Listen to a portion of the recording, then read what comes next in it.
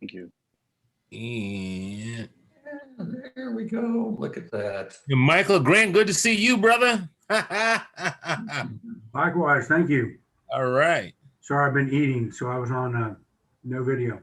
Well, this is a lunch and learn, so no need to apologize, man. That's right. You're doing what you're supposed to be doing. So can you guys see my screen okay? Yep. We can. I can. All right, well, good. This is the Mergers and Acquisitions Forum of Houston, Deal Makers at Work. And again, welcome everybody. So great. So here's our, we're hopefully we're in our final stages of having virtual events. There's been some discussion about going back in person, so nothing's finalized yet, but just for those of you who aren't on the board with us, that's something that's been very topical in our board committee meetings. So today Bob's been leading the net weaving, and then Mike's going to say a few words, is like he always does, and give a little shout out to our sponsors, and then a little forum business. And then we have the distinct pleasure of having Victor Quinones, founder and CEO of Virtual Q, who's going to give us some I just find this whole cloud discussion fascinating, even though the technology's been around a bit, just some of the advances and the something every day there's something new. So I'm looking forward to some of the updates and changes, and I'm sure there'll be some discussions around cybersecurity, because I'm going to sound like an old man here. I long for the old days when there was no such thing, when cybersecurity was a non-issue. But that's behind us forever. Is that would that be a fair statement, Victor? Very fair. Yeah, there you go. Then we'll close out. So let's jump on. There we go. There you go. Yeah, the forum again. Welcome everybody. We've been at the forum business, if you will, for coming up on 13 years, and hopefully we've been able to move forward toward our vision, which is an environment that fosters transparency and trust among the folks in the M&A, let's call it game. That is the stakeholders, business owners, buyers, and the service providers. That's been the vision, and how we're trying to get there, what we're trying to do. We are trying to build a community based on trust among the acquisition-focused investors, lenders, brokers, and so forth. And we focus on private enterprises in that, what I'll call that $5 to $50 million revenue. Sometimes smaller, sometimes bigger, but that's kind of the sweet spot, if you will, where we play. And we do appreciate all of our sponsors. It's because of their support that we've been able, prior at least to COVID, to engage in a number of special events and really good feeling. We have good feelings for the community events, particularly with the Houston Food Bank, which could sorely use our help right now. George Kuriski at the top is involved heavily with the food bank, has been, and we've done a number of projects with the food bank, and it's been very rewarding. And again, it's because of the sponsors that we're able to do those kind of things. Mr. Bob, would you like to kind of update folks? Austin kind of touched on the board meeting, but give a little more color to what's going on. I would be happy to. One of the things we're shooting for, which Austin mentioned, we are shooting to have the July meeting live again. Be aware that we have changed venues. We're going to be meeting at the Houston CPA chapter facility. And I think, when is that, the 23rd or 20 something or other? Might be the 24th, we'll check. We'll certainly get out an announcement to everybody when we've got that program locked and loaded. Is that still on the 610 there by the Marriott? It's over on what, Post Oak? Yeah, Post Oak and 610 on the, I think it's the southwest corner, maybe, as I understand it. That's correct. Yeah. Okay. One other thing we've been discussing pretty stringently is making sure that we continue to broadcast our meetings.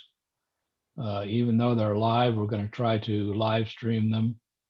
As a matter of fact, we're going over to the CPA office tomorrow to run a test and see how things work out. So hopefully everybody will have the option going forward to either show up in person and probably get a lunch, or bring their own lunch and sit in front of their computer and watch the meeting.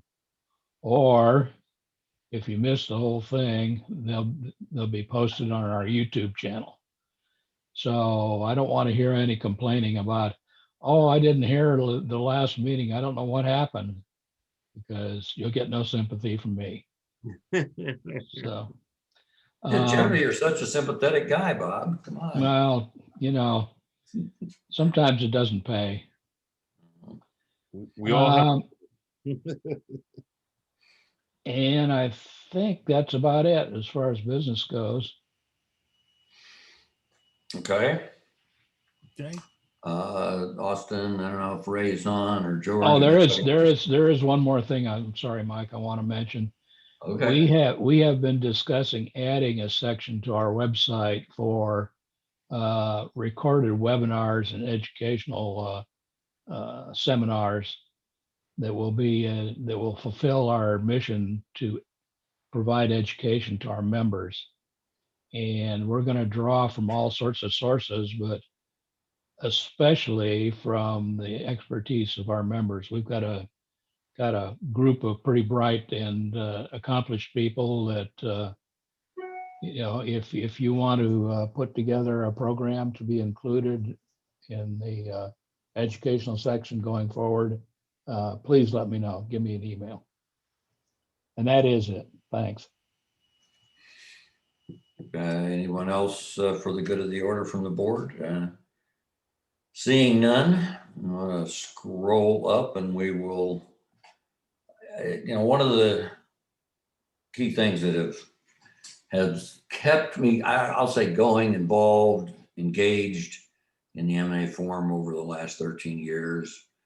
In addition to all of the great folks that regularly participate, it's been the opportunity to meet folks within the general business community that serves both on an ongoing basis, serves the community on an ongoing basis, and also serves in particular roles in the M&A space. Again, we're trying to connect people who are typically not, that is, let's call them entrepreneurs, who are typically not blessed with a business development group, with a lawyer and an accountant and human resources and IT, with introductions to ideas and people who can be of service and are critical in enabling people to get deals done. That's where we started 13 years ago.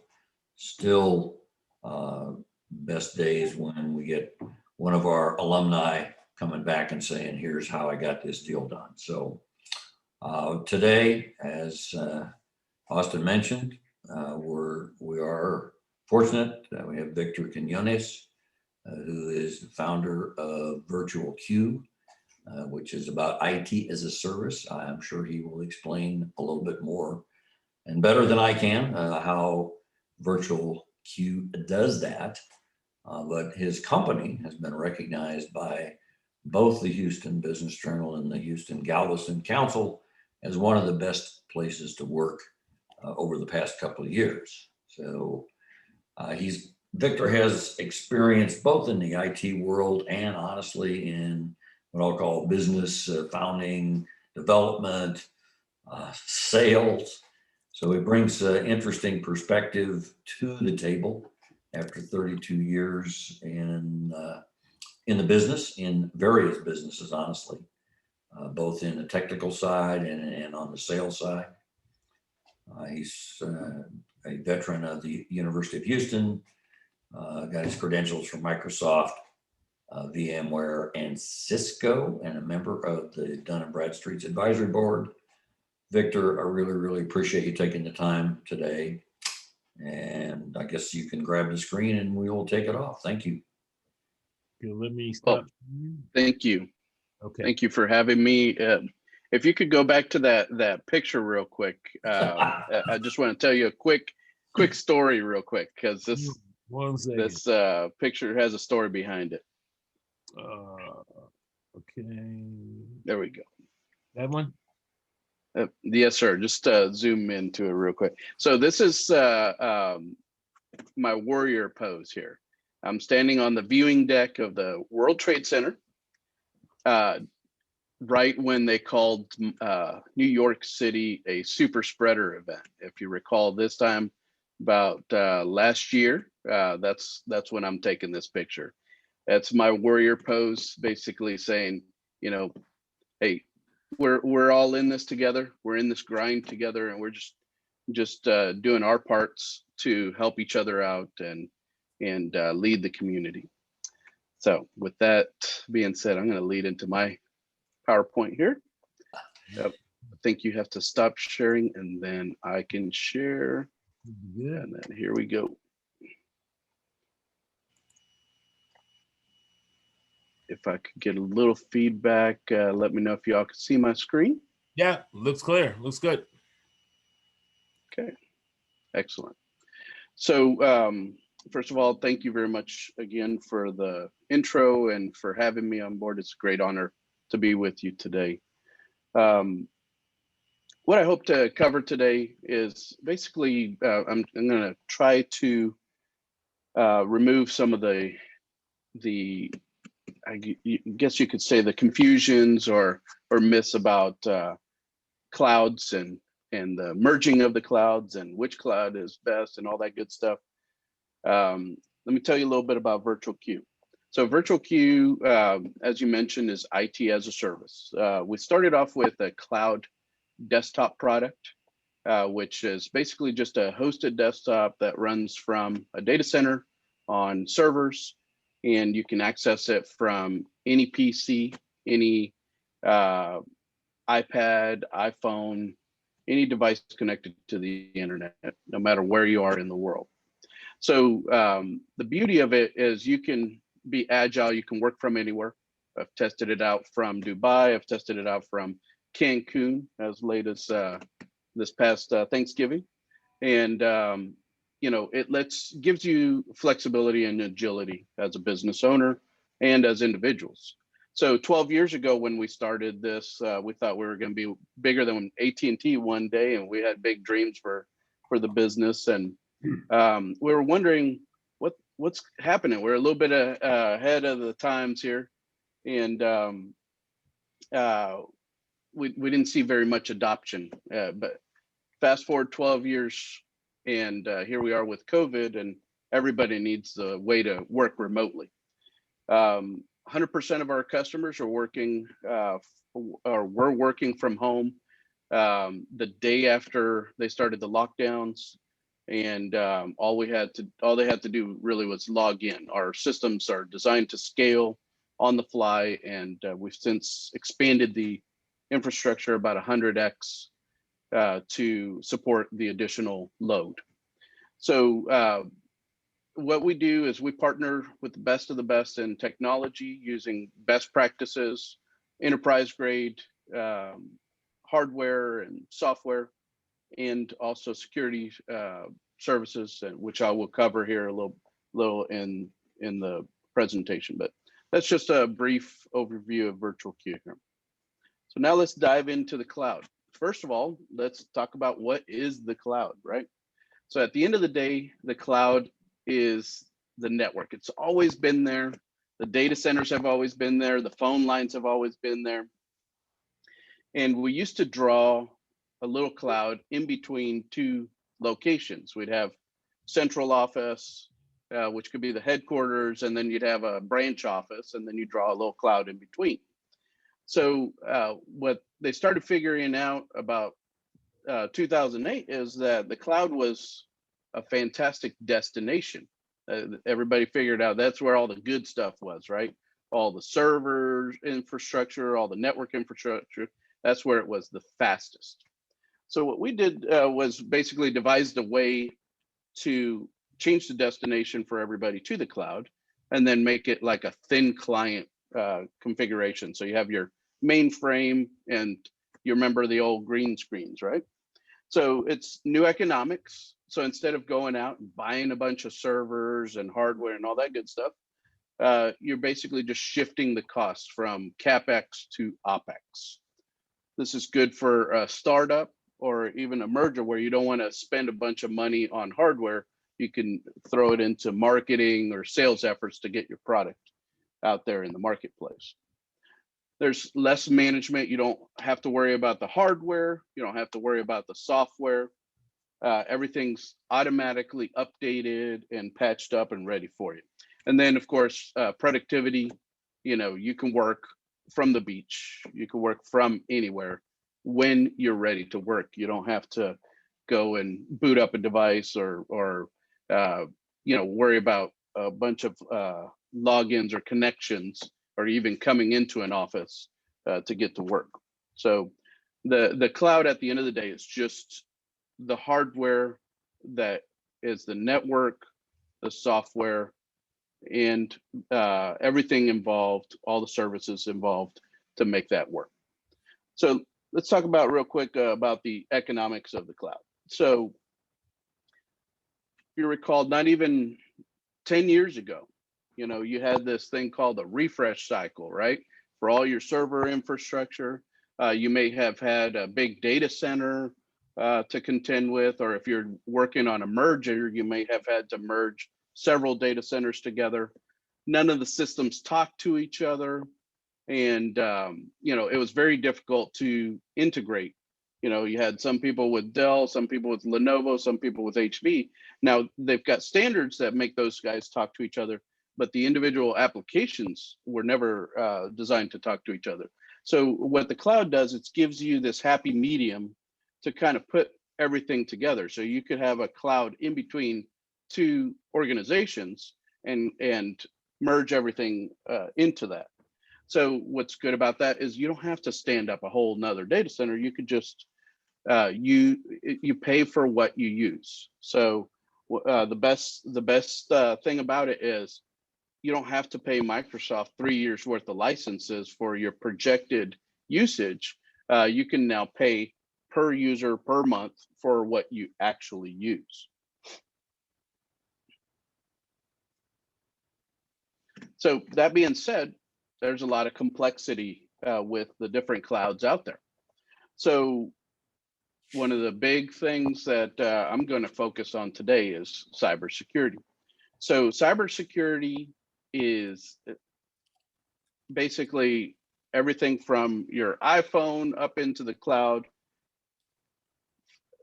processes to keep your data secure, right? So back not even 10 years ago, you could set it and forget it. All you needed to do was have a good, decent firewall and antivirus, and you were done, right? You could go to sleep at night and not have to worry about some hacker from the Middle East trying to get into your infrastructure. So today, it is very much a multi-layered approach. You have your physical plant, which is the actual securing of your hardware, including your edge devices, which is your laptops that each of your users is using. You have your firewalls, something as simple as making sure that your licenses are up to date, so your Sophos doesn't turn off in the middle of the day and then block all your traffic.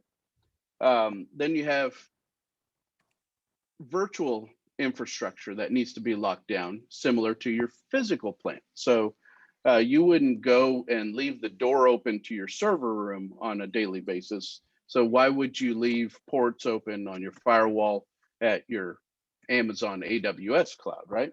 So simple things like that. Something as simple as Dropbox, leaving unexpired links out there that anybody can pick up and then have access to your shared folders. Things like that are very important to note whenever you're trying to lock down your infrastructure. But it doesn't stop there. Okay, so now your number one line of defense is actually your people, right? So something as simple as training them on simple email etiquette and actually being able to determine if a link is legitimate or not is important. Papa John's is not sending out free pizza to you. Let me tell you that again. Papa John's did not send you out free pizza. Okay, that's a phishing attempt. Okay, you click on that link, you put all your information in. Next thing you think you're getting free pizza. The next thing you know, you're giving them your credit card and all your personal information, and you're busted, right?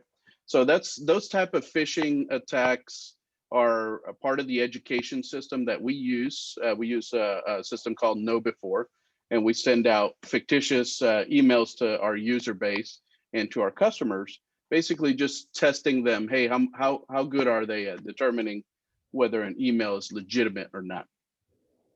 But very important, starts with your people on up to physical plant, and it's a continuous effort. So you also need somebody to look over your shoulder, keep an eye on the systems, and alert you when there's something wrong.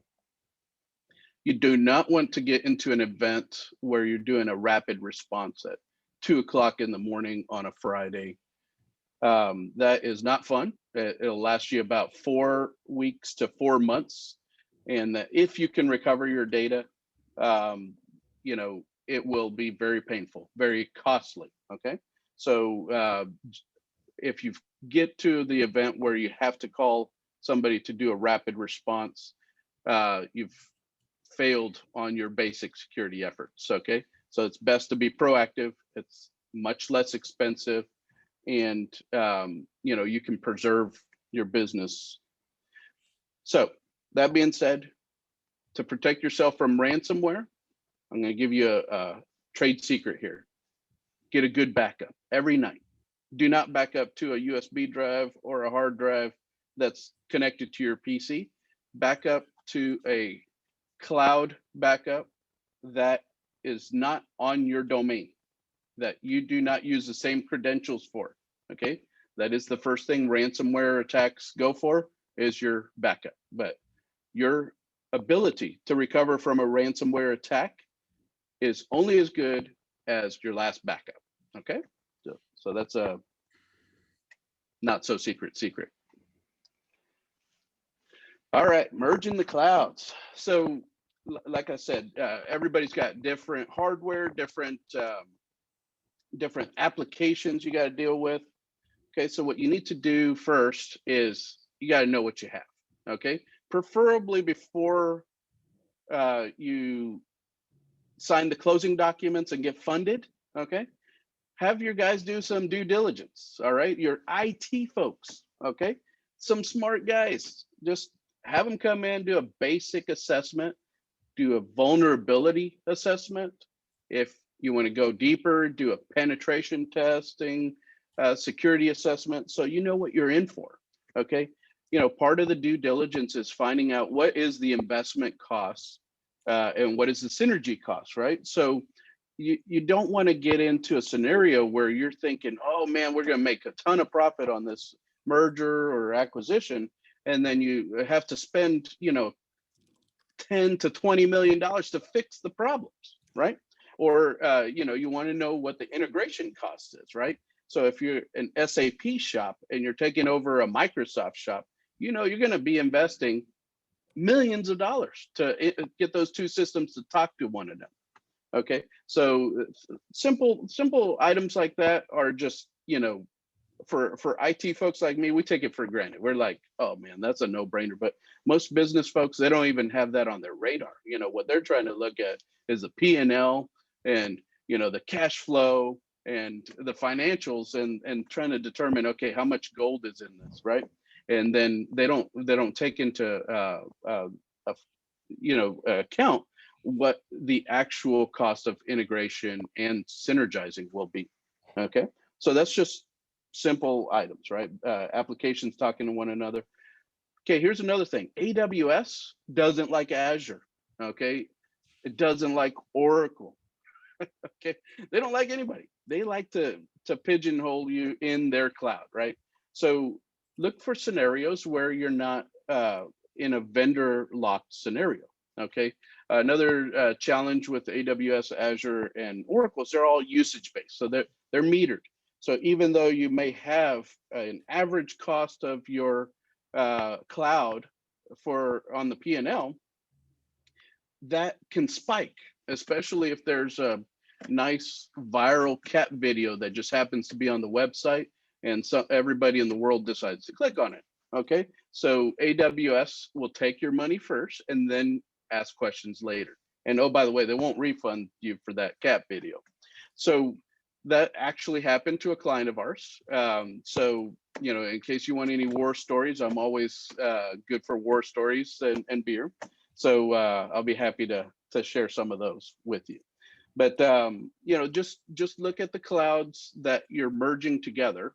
You may need a cloud in the middle that is connected. So for instance, our data center is interconnected with AWS, Azure, Oracle, and Google, and has very fat internet pipes to everything. So that could be a good intermediary if you're using legacy hardware and you're trying to connect everything together and merge the applications together. It's a good low cost way to integrate both of the systems. So I'm just going to walk through some of the processes. So first of all, get out on site and don't take one of these scans that the IT guys give you from the other side. Okay, you want to do a physical inventory, look for any like back doors into the system, wireless systems, any Wi-Fi hotspots sitting under somebody's desk, stuff like that. This may take a while. Okay, there might be 1,000 locations that you have to visit. It is worth every penny to go out and see what you're gonna get. Look for all the applications. Okay, remember when you're doing a merger, by the name. Okay, because software doesn't transfer. Okay, unless you have the name. So if you buy the name of the company, okay, which may cost you just a little bit more, the software will transfer under that name and it will be licensed. Okay, this happened to a car dealership customer of ours where they bought several car dealerships, but they did not buy the name of the dealerships, and they had to go back and purchase every single one of their licenses as if they bought them brand new. Okay, so that can get really expensive very quickly. Okay, and then as far as opportunities, so you're going to have systems you don't need anymore. Okay, there might be systems, different database systems that you don't need anymore. You can do this thing called data lakes now, where you can put everything into a giant database and then dump it into the systems that they need to go to. You only need a lot of that data for historical reference, and there's ways to reference that history without having to go and pay Oracle and some other database vendor millions of dollars for that database. And oh, by the way, you can buy Oracle licenses now on a per seat basis, so you don't have to go and spend millions of dollars on their database licensing. And then, of course, you got to set goals and priorities. If you are going to set the budget for after post merger, okay, make sure you put those priorities and goals into account so that you're not blowing your entire budget right after the transaction is completed. Understand that hardware right now is taking months to procure. So if you do need new hardware, you need to plan ahead. There is a real life chip shortage, and your hardware will require a lot of chips. Plan ahead for your people too. There's a little bit of a shortage right now on talented security personnel, software developers, and just regular DBAs. So just be planning ahead for acquiring any of your people as well. Once you have a plan, okay, then you can go out there and also look for any gaps in your plan, right? Any changes that you have to make. Some of these could take weeks, some of them could take years, right? And SAP integration is not going to happen overnight. So that's just something you have to take into account when you're making these acquisitions and mergers. All right, and then once you implement, you got to test that thing. Make sure you have user acceptance, user buy-in. You don't want to invest a lot of money on a big database integration and your users not use it, especially your sales folks. You know, took us long enough to get them into CRM, right? Okay, and with that, I will open it up for questions. I hope that was informative for you, and if you have any questions, I'll be happy to share with you. Thank you, Victor. I'll take a shot at least to get the ball rolling, because I've made a lot of notes. First of all, you were at the New World Trade Center, right, where the picture was taken? That is correct. Yes, sir. And did you go to the memorial as well? That is right next door. You can't go into the new trade center without going through the memorial, and it is heart-wrenching and moving at the same time. Definitely go down into the basement to see the museum. It is worth it and moving. If you don't shed a tear, then I'll say you're not a real man. Yeah, they hadn't opened the museum when I was there, and just the exterior memorial was, as you said, heart-wrenching. It's, you know, pretty tough. I have a good friend who lost his son, was at the top of one of those buildings, and so I went and looked up Peter, but it's personal at that point. It is very personal to every American. I agree. So many notes. You talked about something that was of interest to me. I've been backing up, you know, religiously. As I said, it's been about 3 years now where I feel like somebody's always trying to jump into my system. But I guess I don't quite understand what you were talking about, getting away from like your hard drive backup and that sort of thing. Yes, sir. So the hackers right now, especially the ransomware guys, are very clever. First thing that they'll do is look for your backup system, and then they'll go and try to encrypt that to prevent you from being able to restore, because that's really the only weapon against ransomware. You're not going to break their code and decrypt your files. That's not going to happen. So a lot of people have gotten into the habit of just doing a Windows backup and attach it to their machine, and they set it and forget it. Well, the first thing you'll notice after you get encrypted is that entire backup is encrypted. It's just a worthless file, and there's no way to get it back. So what I've been encouraging folks to do is to subscribe to a backup service. We have one for our companies. We also have Carbonite and some other good backup folks out there that can help you recover quickly. Even something as simple as a Dropbox that is encrypted, even though it will get, the first layer will get encrypted by the ransomware, they have versioning built in, so you can actually recover from a previous date. Okay, so that is helpful. The main thing is have the backup out of band, right? It doesn't require your same, sorry, I'm hearing some noises there. So it's not on the same login or domain. Does that make sense?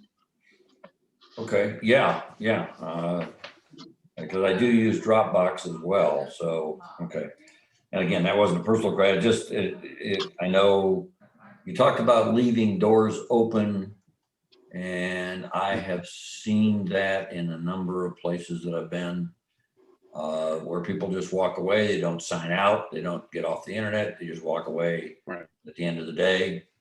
And it's, again, after experience, it just seems like, as you said, the code is pretty sophisticated. If you leave the door open, they can just trounce around in your system pretty easily. Oh, you know what? Let me stop sharing so we can see each other's faces. Sorry about that. How was that look? All right. Sorry about that. Can I inject a Go ahead. remark here? From a financial Sure. point of view, it looks like going to this sort of system is going to transfer a lot of resources from your asset base to your, like you said, your operational base. So the valuation of the company, that's good if the valuation of the company is based on cash flow, for instance. But if it's based on asset value, then you'd be reducing your valuation. Does that make sense? That may be true. That may be true in the future, but not in the present, because you could still keep those assets and depreciate them in time. It's just from this point forward, you're changing the way that you're operating your business. So instead of purchasing new hardware, you use that money as opportunity costs for marketing or sales. But after or during the merger, you know, you're more than welcome to keep them on the books for your assets. And once I convert customers into the cloud, I even give them their hardware back, and you know, if they want to use it as a doorstop or whatever they want, they're more than welcome to do that.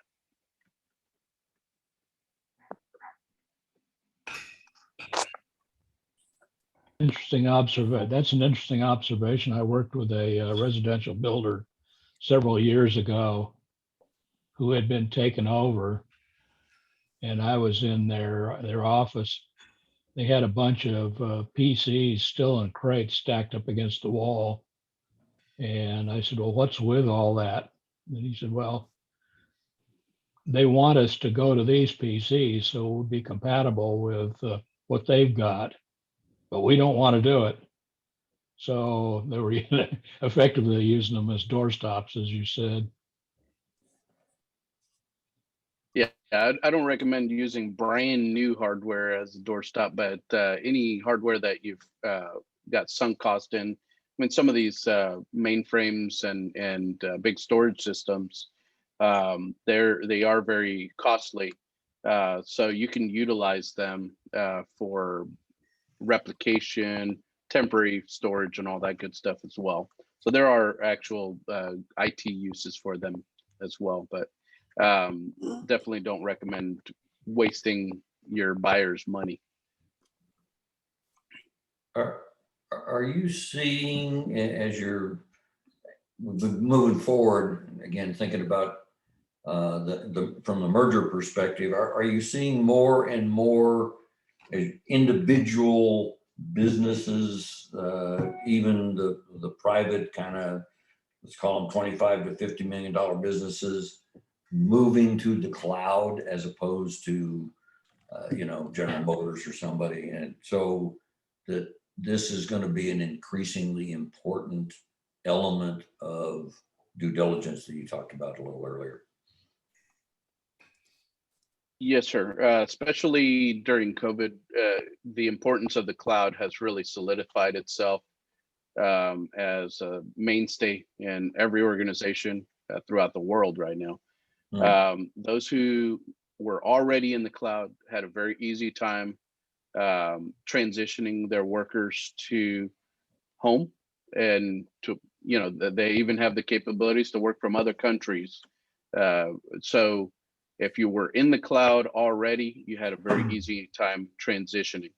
Those who were not in the cloud and had to actually dial in, or have somebody on site to reboot PCs or servers every once in a while, that was very challenging, and most of our clients that were not fully in the cloud when we first started ended up going 100% cloud after COVID hit. Yeah, okay. And does the proliferation of people in everywhere, then doesn't that add to your issues as far as education? Back to your slide where you talked about the security issues.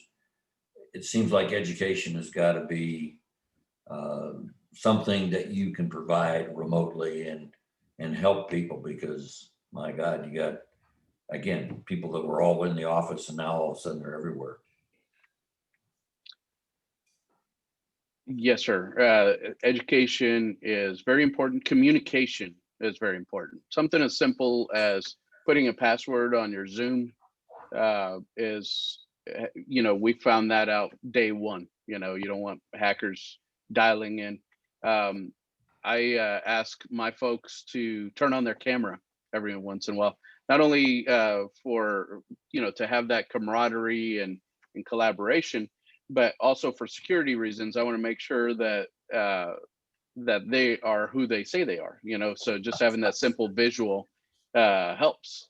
So there is so many subjects. We have like 3,000 different write-ups and videos that we can share with you, just covering cybersecurity. There are so many subjects to cover there, but the main thing is you want to keep your folks educated and keep that education going, weekly, monthly, quarterly. Don't stop. If you've got folks that say, okay, that's enough, no more learning, then you can talk to them in their quarterly review about their performance. But we do provide reports and monitoring and metrics for our clients so that they can see for themselves who needs to be retrained or who needs to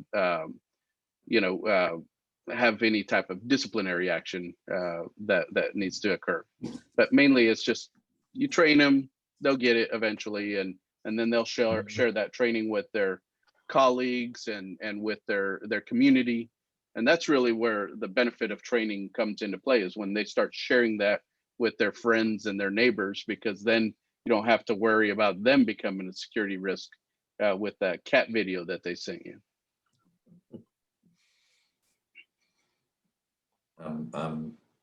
Anyone else want to hold up their hand? I feel like I'm monopolizing it a little bit. But like I said, I made a bunch of it. Oh, just without revealing anything particular, I guess, but talked about the situation you ran into with your car dealer. So obviously they were doing, they were merging. Any other, was that the worst issue you ran into? Were there some other issues that at least people should be aware of from that experience as you're helping them integrate? Especially, yeah, because they obviously had multiple locations, or you were getting, and they were going to be a multiple location business. Maybe they weren't to begin with. So anybody who's growing by acquisition, the software issue is obviously a major one, because it could be millions of dollars worth of software licenses tied up in there, and that's not a line item you want to do over again, much less be audited and told you have to do this by Microsoft. And oh, by the way, here's a fine tied to it, which the fines could go up to $250,000 per offense. Okay. Wow. So these are very steep fines. So anyways, if you just do the evaluation in advance, buy the trademarks, the name of the business and all that good stuff as part of the acquisition, even if you're going to name it, Victor Quinones car dealership, whatever, by the name. That way you don't have to worry about the license transfer issue. The other issue is do a security assessment, a very thorough one. Just because they're the general manager does not mean that they need local administrative or domain administrative rights on their network. That's a big red flag, especially if you're looking for ransomware vulnerabilities. We have cyber. Our chief of security is actually on this call right now, Brad Vanderford. He can do a whole day of just cybersecurity. I'm just covering the top of the surface here, and we see all kinds of issues there on the security side, not just physical. The other issue is hardware. You may think you're buying brand new pieces of hardware. Take a look at the warranty reports on those suckers. There's a simple report you could run with each of the manufacturers with their serial numbers. They may have it on the books as brand new, HPs with all the latest in specs, and you run the inventory report and realize it's already been fully depreciated and they were purchased 10 years ago. So things like that are common ways that folks beef up the asset values. And those are items that you have to consider because you're into the purchase 1 month and things start dying on you. And you're wondering, hey, why is this brand new PC dying on me? That actually happened to another car dealership customer of ours where they thought they were buying brand new equipment and literally the equipment was 10 years old. Well, I guess you should be suspicious when you're car dealer to car dealer. I mean, I've seen used cars that have been turned into much more attractive vehicles than they really were. When I was younger and buying used cars, stay away from it. But Victor, I noticed that some of the major software providers are trying to force their users into cloud-based environments. Apple has always done that with iCloud, and Microsoft is trying to do it with 365 and other things like that. Intuit is trying to do it with their QuickBooks and Quicken. Can those exist within this environment? Perpetual licenses can exist within our environment, but at some point they are going to convert everything to subscription. What we can do is an assessment of the licenses, what still has value and what needs to transition into a subscription. In many cases, perpetual licenses can transfer over and can live for infinity. But you lose a lot of the new features.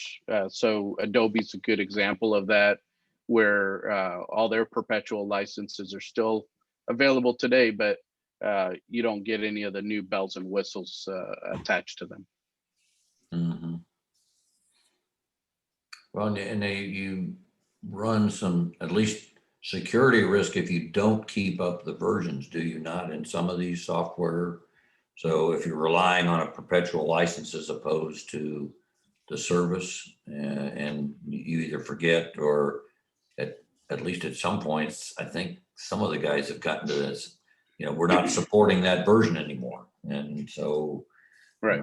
I guess that's what Bob's talking about. You can keep your old version. You're exactly right.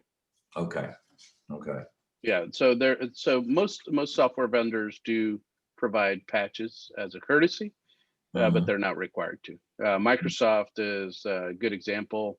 They'll still provide the Server 2008 updates to the U.S. government, okay, by contract, but not to the individual. So that's, you can get those updates at a cost. You're still going to pay for them one way or another. I prefer to get the shiny new versions of the software if possible. But when it comes to your databases and applications that you've custom developed for a certain operating system, there's a lot more to it than just upgrading the operating system. Right.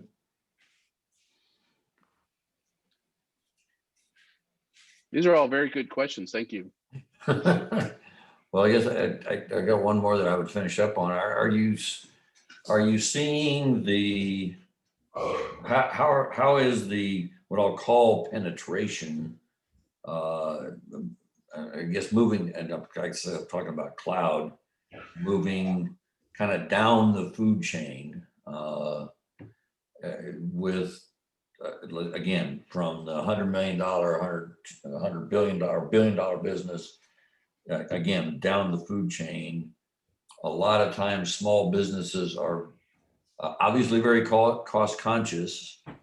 And you touched on early in your slides about the economic advantages, but are you seeing and hearing from people who are grasping that as a problem, or are you seeing folks coming in and saying, got the security problem, and you're able to say, okay, I can work with you on that, but I can show you a much better way to do your business, let's say from soup to nuts, on the IT side, and save you money?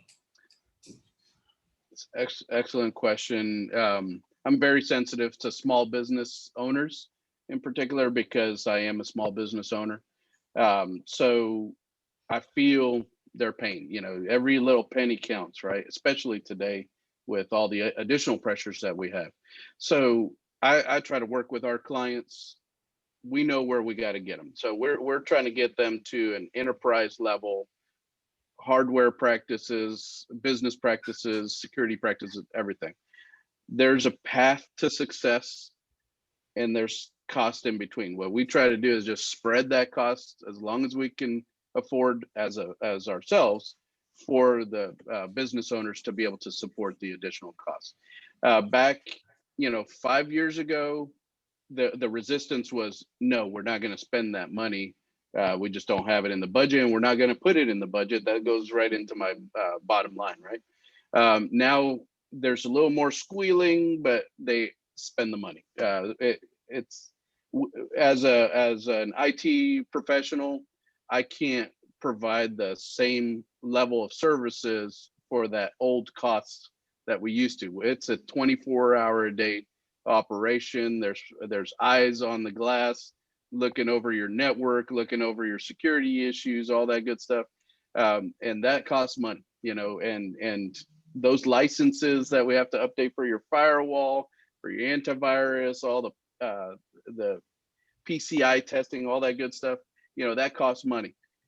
So what we try to do is make it as palatable as possible for the small business owner and the enterprise owner, and just work into it, ease them into it. The biggest hurdle has been the ongoing training for the staff. A lot of folks haven't been investing in that forever. They've never done it before. And so that's a new cost. And so we ease them into it, let them do a little sampling first, get a couple of freebies.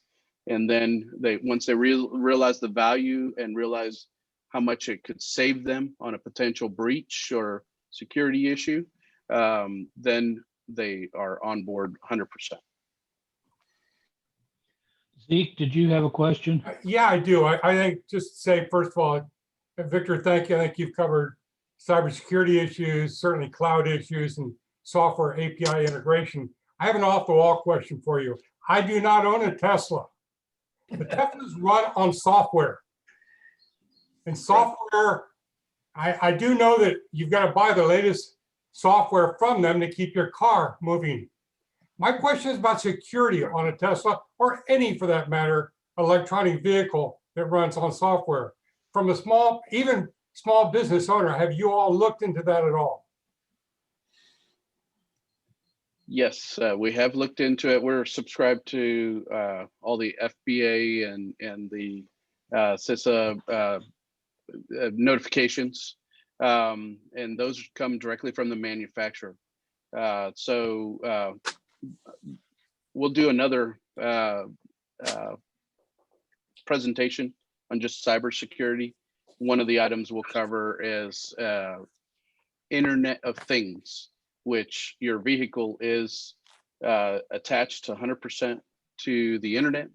And we want to make sure that it has the latest security updates as well. I own a Jeep, which actually has a takeover risk when you buy it. It's a 0-day vulnerability, and it's not updated by every car dealership before it leaves the lot. So that's a real risk. If you have a Jeep right now, make sure you take it in to get its software updates. I love Tesla because they do the software update over the air, right? So you don't have to take it into the dealership. You have it parked in your garage, connected to Wi-Fi. Put those automatic security updates and turn them on. What about security in One that? thing I will note, pardon me? Security in that software. What if somebody So hacks it's a Tesla? I don't know the We're all answer. in trouble. I'm really not. I don't know the answer. I'm curious. Yeah, no, that's a very good question. That is both a personal security issue, it's a national security issue, and it's also a Tesla issue. So we have to all work together. If you see something funny, report it. You can report it right from the Tesla screen. But Tesla is one of the better ones as far as making sure they keep their software up to date and security up to date. But see something, you got to say something, and then make sure you report it to the manufacturer, not just the car dealership. Brad, do you want to add anything to that? I know he's itching to say something here. Oh, he's still on mute. It's okay. Zeke, if you have any specific questions for me, my email address and everything will be shared, and also our phone number. We'll be happy to answer any questions that you may have. I cannot thank you enough, Victor. It was a great opportunity to talk to you. I know in one way or another, you must have felt like you kind of fell into either a boiling pot or a pot of gold. I'm not sure which, when the pandemic hit and everybody went remote, because as you mentioned earlier, many people who've been fighting the notion of working from everywhere, all of a sudden they have a choice, and they had to learn not only the technical side, but they had to learn how to evaluate their people. And I think in the end, it's proved that we can probably run a hybrid system and be more productive. But again, I'm sure there are a lot of demands in your time. I really appreciate you taking the time. And yeah, if anybody else has any questions, well, it's in the meeting handout, at least the email address. So fire them off. Hey, Mike, this is Michael Grant. If Victor, thank you so much. If I could just add a couple quick comments to what Victor's saying. Sure. The fact this is the M&A group, really when you're acquiring a company or looking at a company, much like you take your car to the inspector, or your mechanic, or you have someone, the inspector has to come in and give certification that your house is, meeting all the regulations. Doing a security assessment on the potential acquisition target is just simple common sense due diligence. Because if you identify issues, you can push the cost of remediating those issues to the seller, and versus you getting stuck with a bunch of crap that you just acquired. Mm-hmm. So, and I know you've kind of sprinkled that throughout your conversation, Victor, but to me, it's common sense. You do the background diligence on the executive team, you do the financial due diligence. Very, very few people do diligence on, we'll just say the cyber or security assessment, as Victor alluded to earlier. And it's very minimal cost versus the potential damages and red flags that you just acquired. So. Well, it actually works. Absolutely. It works on the damage side, and it also works on what I call the asset side, because securing the data that you're getting with that business, and any custom systems that the people have put together or hired, right? Whether it's somebody like Kyle or somebody like Victor, that's part of the intellectual property of that business, and it can get away from you if you don't understand where it's located and make sure it's secured before you close, so somebody doesn't walk away with a USB device with a bunch of stuff on it. Well, and Victor, I'm telling you stuff that you obviously know, and I think you've sprinkled your entire presentation with that. But sometimes you just have to step back and use analogies when you're buying a home or selling your car, or buying a car. You just want I someone like to the get, buying home analogy. yeah, so. Mhm. And one thing, this is Brad. Thank Brad you. Ford. There is a security scorecard is the name of the company that provides a risk assessment of companies. Yeah, they're not that good. I'm sorry. They've got some challenges themselves, security scorecard. Yeah, that it is a place to start. Now, it doesn't replace a full security assessment, like you're saying, but there are companies that similar to them that's their business line. I mean, that's what they do is assess companies and put a risk score from a cybersecurity perspective on these different companies. But yeah, you have to take it with a grain of salt. The best thing to do is to do both, is to find out and look at this level and see what the industry says about them, because there will be some reputation information there as well as doing a security assessment specific to that company. Thank you. Sure. And one thing about the software security, Tesla. So one thing these companies do, and then the best companies do this, is that they invite hackers to hack their system. And so they use something called Pwn to Own is one of the contests that happen. And so folks that are really good at this are paid good money to go in and find these zero-day types of attacks and be able to demonstrate the ability to compromise the system. And so these types of activities help identify issues and help get them remediated. So there are programs like that help. The whole security software spectrum includes a lot of rigor.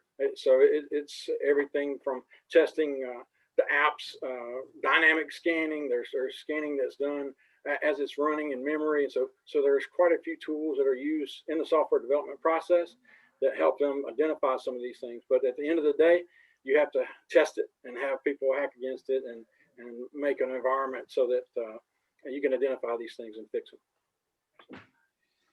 Thank you, Brad. Appreciate everybody's time. If there's nothing else, unfortunately, I do not have, can't get to my presentation slides. I forgot to load them up on my big computer here, but if you have them close or if you think about it, my final thought with a picture of the beach, I think that's Sanibel Island, but time is the thing we want most, but the thing we use worst, from William Penn. So I want to be appreciative of everybody's time that you spent with us today. We will be back together on the 25th of May. And Bob, if you got anything else before we sign off, that's all I have. I do not, but in the mailing of today's materials, you should have the contact info for all the registrants and also Mike's nice closing slide that you can ruminate on. You can go away to the island. Hey, thanks everybody. I really appreciate it. We'll hope to see you again in 1 month. Thanks, Victor. Thanks, Joni. Thank you. Thanks, Brad. Y'all take care. Bye. Thanks, everybody.